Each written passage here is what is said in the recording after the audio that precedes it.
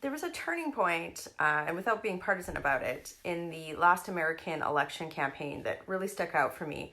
And it was when one of the candidates referred to a broad swath of people as a basket of deplorables. And without getting into the politics of the election, one of the things that you can't do in politics is openly mock people for their beliefs or for their feelings. It's one thing to talk about the rightness or wrongness of beliefs in terms of policy, but you can't call somebody dumb or ignorant or suggest that they're somehow deficient because they're facing a certain challenge or feeling a certain way.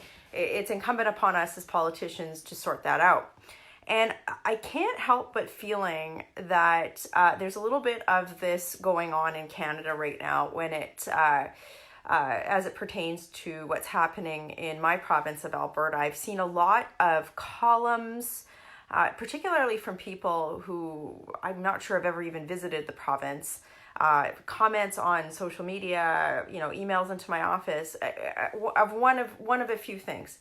Flat out mocking the people that are sympathizing with feelings of Western alienation or the separatist movement, like flat out mocking them, calling them ignorant or dumb or knuckle draggers, or I've heard it all, or dismissing it, like poo-pooing it, like, oh, it's no big deal and it's just gonna go away and whatever. Alberta has been pissed in the past and they'll be pissed again and whatever, it's going to go away.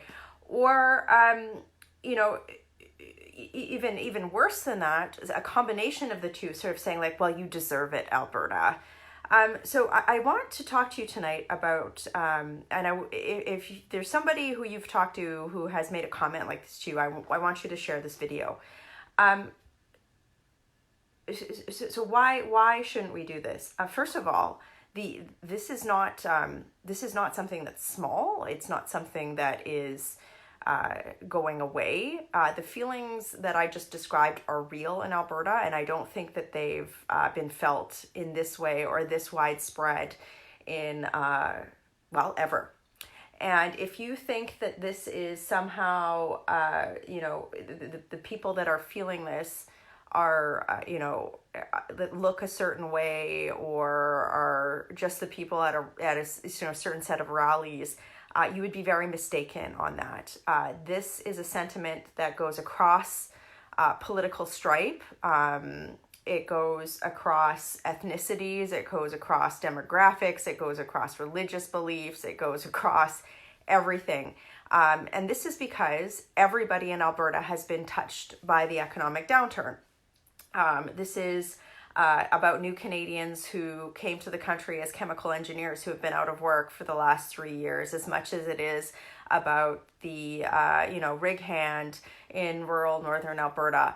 This is about the queer restaurant owner in Calgary who had to shut the doors to her restaurant because there's no business. This is about the fact that many municipalities in Calgary or in Alberta have had their tax base severely shrink because of the downturn. Everybody has been affected by this. So it's not just one group of people. So if you've got somebody who's saying it's a bunch of knuckle draggers, that's really frankly discriminatory and wrong, and frankly, if you were going to talk about Canada, un-Canadian.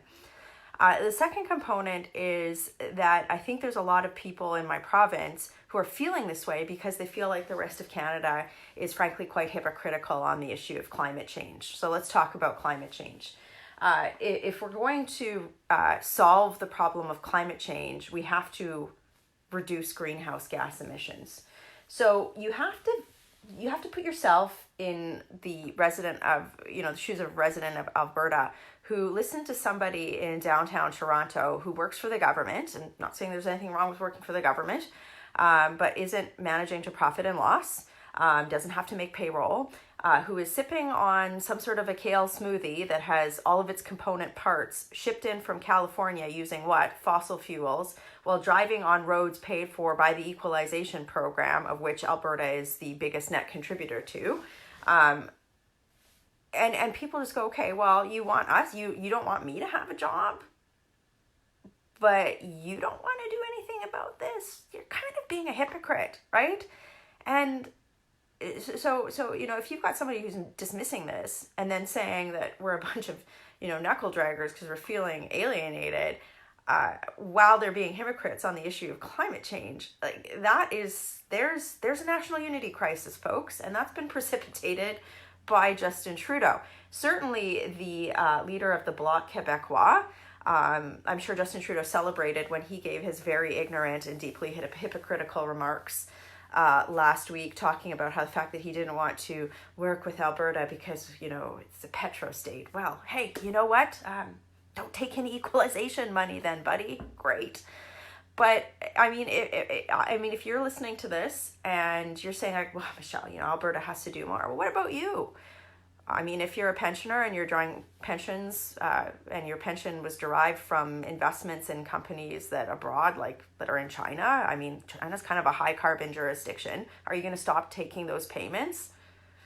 Are you going to stop wearing clothes that were manufactured in high carbon jurisdictions but cost you very little?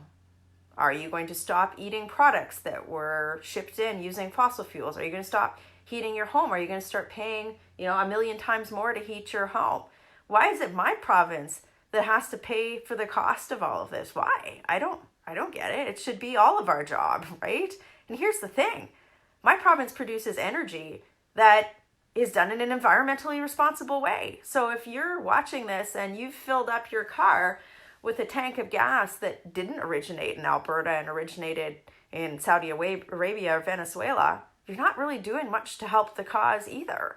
So it's kind of hypocritical, right? And this is really where the whole conversation on climate change gets difficult, because there's not a lot of people who, it's easy to go and march and do that sort of stuff if you've taken a car there. It's a lot more difficult to say, I'm willing to pay 100 times more for stuff that isn't manufactured in, let's say, China or Brazil or wherever, right? It's a lot easier for someone to say, well, Alberta shouldn't have their jobs. And here's my favorite. It's what the Liberals use. Oh, well, Alberta, you should just transition. And get ready for this week, because as Trudeau unveils his cabinet or whoever he's going to appoint to sell his crappy policies to my province, instead of listening to our concerns, you're going to hear a lot of this. Well, Alberta needs to diversify its economy. Okay, well, I don't see any calls for southwestern Ontario to diversify its manufacturing plants that make cars, which produce greenhouse gas emissions. In fact, I hope that southwestern Ontario continues to be a competitive jurisdiction for manufacturing autos, or Quebec with its aerospace sector. Nobody's saying that Quebec shouldn't diversify out of aerospace. In fact, the Trudeau government spends billions of dollars to put more money into building airplanes, which do create greenhouse gas emissions. And here's the kicker. Government doesn't diversify an economy in and of itself. Government can either create the conditions where markets fail or decline. And that's really the core of where everybody in Alberta is quite pissed right now, because virtually every other party, except for mine, has stood up and said, you know what? We're going to put all sorts of roadblocks in the way to prevent you from working, Alberta. So it is completely wrong to mock the people in my province for feeling this way, because this is a crisis that has been caused by a government that is so focused on navel-gazing and appeasing hypocrites that we've forgotten what a unified country looks like. And so I've been giving this a lot of thought, because I have a job to do. I was given a big mandate from my constituents to fight for them on this issue in Ottawa. And I can tell you one thing. The consequences of a national unity crisis are going to be known to everybody in this country. Enough is enough, right? Don't mock the way that the people in my province are feeling.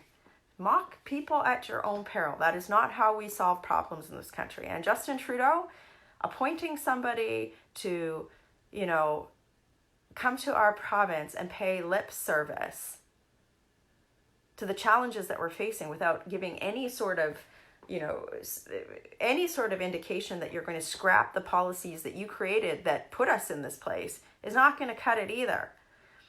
So if you're watching this and you've kind of been neutral on this issue, I just implore you to really put yourself in the shoes of somebody in my province. And it's not good enough to say, oh, well, you guys were wealthy and you had it good for a while. It's about time you had your turn to suffer. No, you have to realize the people in my province, our culture is one of pride in entrepreneurship and pride in taking risk. I remember moving to Calgary from Winnipeg, another great city.